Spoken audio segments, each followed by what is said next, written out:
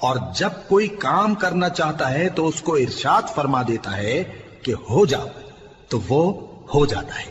اور جو لوگ کچھ نہیں جانتے یعنی مشرک، وہ کہتے ہیں کہ اللہ ہم سے کلام کیوں نہیں کرتا یا ہمارے پاس کوئی نشانی کیوں نہیں آتی۔ اسی طرح جو لوگ ان سے پہلے تھے وہ بھی انہی کسی باتیں کیا کرتے تھے۔ ان لوگوں کے دل آپس میں ملتے جلتے ہیں۔ جو لوگ صاحب یقین ہیں ان کے سمجھانے کے لیے ہم نے نشانیاں بیان کر دی ہیں۔ اے پیغمبر، ہم نے تم کو سچائی کے ساتھ خوشخبری سنانے والا اور ڈرانے والا بنا کر بھیجا ہے۔ اور اہل دوزخ کے بارے میں تم سے کچھ پرسش نہیں ہوگی، اور تم سے نہ تو یہودی کبھی خوش ہوں گے اور نہ عیسائی، یہاں تک کہ ان کے مذہب کی پیروی اختیار کر لو۔ ان سے کہہ دو کہ اللہ کی ہدایت یعنی دین اسلام ہی ہدایت ہے، اور اے پیغمبر اگر تم اپنے پاس علم یعنی وحی الہی کے آ جانے پر بھی ان کی خواہشوں پر چلو گے تو تم کو اللہ کی پکڑ سے بچانے والا نہ کوئی دوست ہوگا نہ کوئی مددگار۔ جن لوگوں کو ہم نے کتاب عنایت کی ہے وہ اس کو ایسا پڑھتے ہیں جیسا اس کے پڑھنے کا حق ہے، یہی لوگ اس پر ایمان رکھتے ہیں، اور جو اس کو نہیں مانتے وہی خسارہ پانے والے ہیں۔ اے بنی اسرائیل، میرے وہ احسان یاد کرو جو میں نے تم پر کیے، اور یہ کہ میں نے تم کو اہل عالم پر فضیلت بخشی۔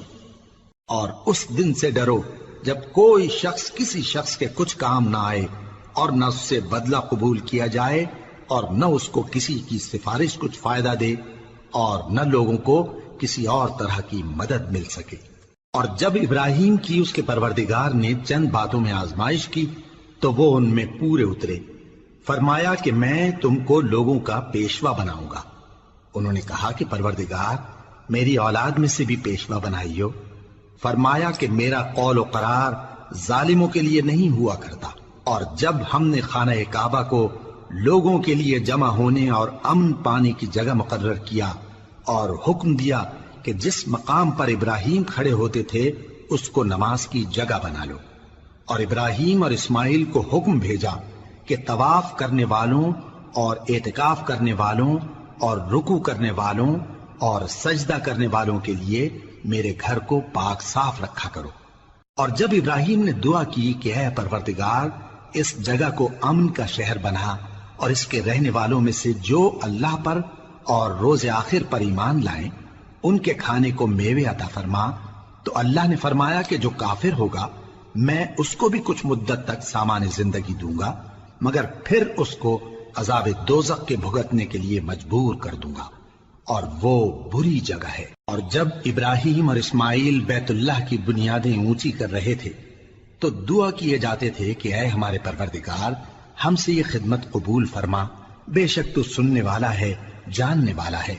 اے پروردگار ہم کو اپنا فرما بردار بنائے رکھیو، اور ہماری اولاد میں سے بھی ایک گروہ کو اپنا حکم بردار بنائیو۔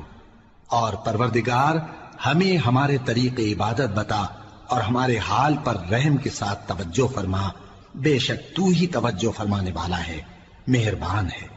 اے پروردگار ان لوگوں میں انہی میں سے ایک پیغمبر مبعوث کی جو ان کو تیری آیتیں پڑھ پڑھ کر سنایا کرے، اور کتاب